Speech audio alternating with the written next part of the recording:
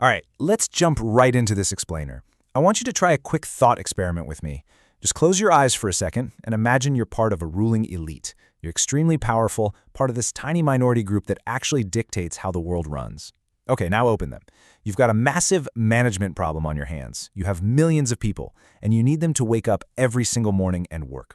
Not just occasionally, not just when they feel inspired. You need them grinding every single day for their entire lives. So how on earth do you make people work every single day without them rebelling? Honestly, that is the core dilemma of human civilization. The source material we're breaking down today argues that human history is basically just a series of operating system updates. Updates designed by those empowered to patch one massive bug: human motivation.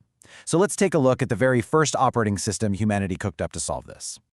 Well, version 1.0 of the labor operating system was just blunt physical force. The premise was delightfully simple, right? Pick up that stone. Why? Because if you don't, I'll kill you. And that was literally the global business model for a very long time, from Egypt to Rome to the Atlantic slave trade. It's the most intuitive system in history, but as our source points out, it is shockingly inefficient. I mean, physical slavery is a terrible management system. You have to constantly burn resources to feed, house, watch, and punish your workers. And because they obviously hate the arrangement, they're only going to give you the absolute bare minimum effort just to avoid getting punished. It's a highly fragile setup. But then there was this massive breakthrough. Elites realized something crucial. People actually work way harder when they believe their work matters. If you can manufacture meaning, structure, and purpose, you don't need external physical force anymore. The motivation completely moves inside the worker's own head. The multi-million-dollar question then became, how do you successfully manufacture that belief at scale? So history basically rolled out a series of patches to this belief system. They started with war. Wartime economies are incredibly productive because, survival is a pretty solid motivator. But war is temporary. Eventually peace breaks out, and people inexplicably stop wanting to work 14-hour days. So they upgraded to religion. The Greek gods were a start, but they were kind of messy and dramatic. So we moved on to universal religions. This offered one truth and one moral code, which successfully motivated people for millennia. And finally, we see the rise of nation-states and empires over the last few centuries.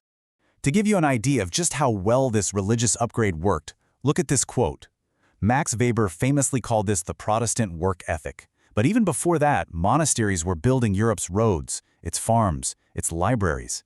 And they weren't built by slaves. They were built by monks who believed their labor was literally prayer. This system scaled beautifully because it took grueling, backbreaking work and turned it into a moral, divine duty.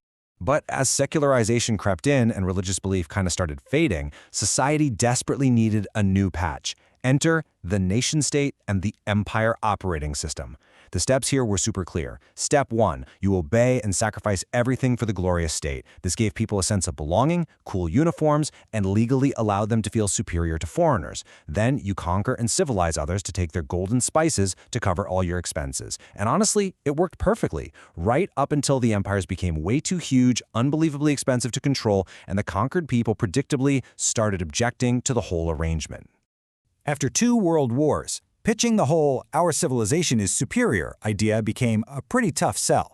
So humanity simplified the formula down to a single borderless symbol. Version 3.0, money. You no longer had to work for the tribe or the state or for God. You worked for yourself. Money was a brilliant motivator because it crossed all borders, languages, and religions seamlessly.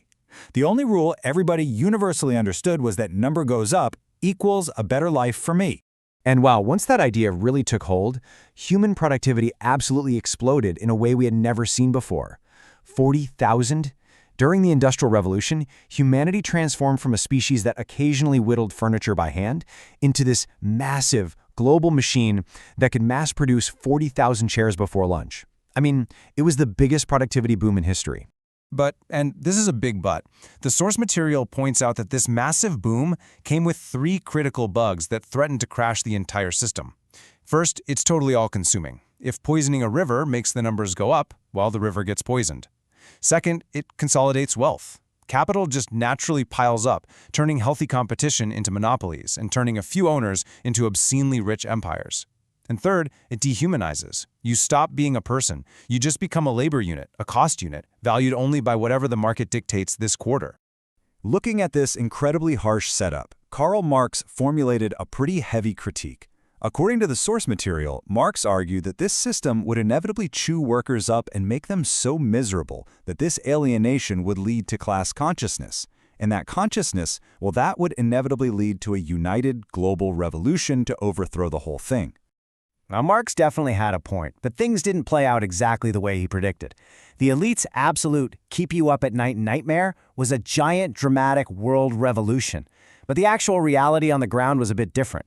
Workers did fight back, absolutely, but they did it by organizing. They formed strikes, they created unions and labor parties, and they demanded better working conditions. And for a brief, shining moment in the 20th century, they actually started winning. Which brings us to this really fascinating anomaly in history, the post-World War II compromise. From the 1950s all the way to the 1970s, industrial society stumbled into this wildly unusual idea of treating workers decently. Western countries suddenly offered higher wages, stronger unions, affordable education, better healthcare, robust pensions, and get this, a society where an entire family could actually be supported by just a single income. This was probably the closest industrial society ever came to fixing the motivation bug without relying purely on fear or manipulation. The promise was simple, and it worked. Work hard, and you can build a good life. But the elites fundamentally rejected this.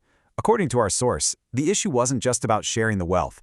The real problem was that a worker-centered society distributes power, not just money. And to those sitting at the very top, losing that consolidation of power was completely unacceptable. So, according to the source's historical view, the rollback began. Leaders like Ronald Reagan in America and Margaret Thatcher in Britain began dismantling that post-war compromise, piece by piece. Unions were crushed, regulations were completely gutted, and public assets were sold off to the highest bidder. But obviously, this created a massive new problem. You can't just make life definitively worse for millions of people and expect them to just smile politely. You risk sparking those worker revolts all over again. They desperately needed a new way to keep the masses obedient.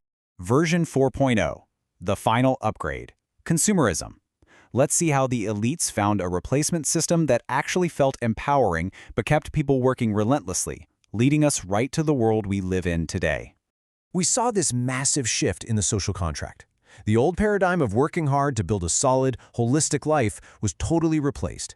The new paradigm became work hard so you can buy more stuff. Your entire identity shifted from your role in your community to being defined completely by what you consume. It wasn't about being a loyal friend or an honest worker anymore, right? It was about the brand of clothes you wore or the color of the car in your driveway. To really wrap our heads around how perfectly the system works, let's do another quick thought experiment. What do you think would actually happen if you gave 500 average people $1 million each right now? Would it bring them total peace? Would they just stop working and relax? Let's trace exactly what happens under the consumerist operating system. Here is the completely inevitable sequence of events. First, everyone uses that money to buy a house. Second, they all post it online to show it off. Third, because everyone else just bought a house too, nobody feels special anymore. Fourth, completely driven by this need to outconsume their neighbors, they go right back into debt competing for even bigger houses. And finally, step 5, they end up completely broke, isolated, and angry at each other. Instant wealth didn't bring them freedom at all, it literally just scaled up the competition.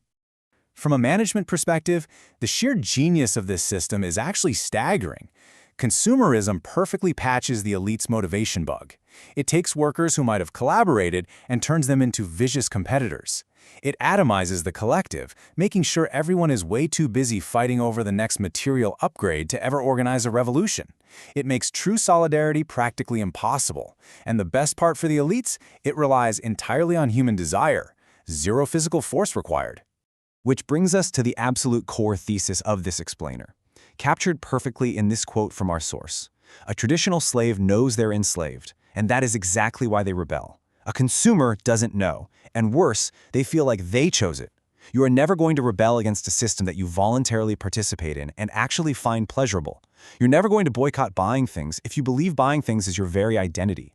So as we wrap up this explainer, I want to leave you with one final, pretty provocative thought to chew on. Take a look at the life you're building, the things you're buying, and the hours you're working. Are your chains invisible, self-imposed, and completely comfortable? It's a fascinating look at the systems that drive our world, and I highly recommend reflecting on just how much of your daily motivation is truly yours. Keep questioning, keep learning, and I'll catch you on the next one.